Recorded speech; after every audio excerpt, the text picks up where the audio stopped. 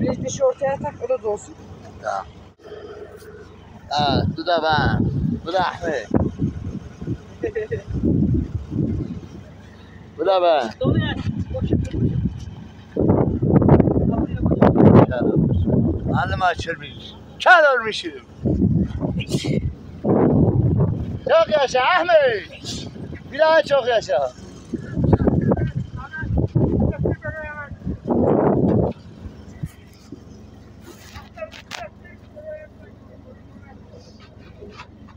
Hadi bir daha çek.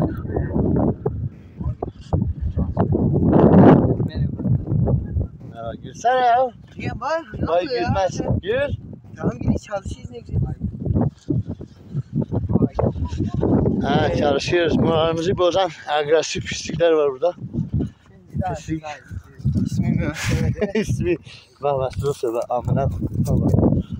Yok sen. İsmi Murat Sırmaz'dır. Yani ben moral bozuyor. Moral boz. Ne bozuyor?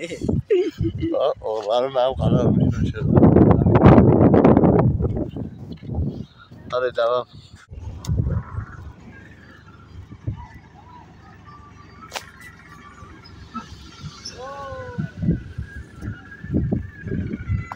Evet, 19 Eylül Cuma günü iskarta topluyoruz yine.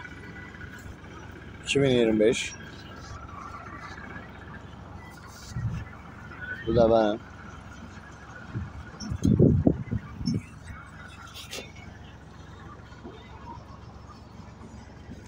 Kameramızı temizliyorum. Ha, bu gölge benim gölgemmiş.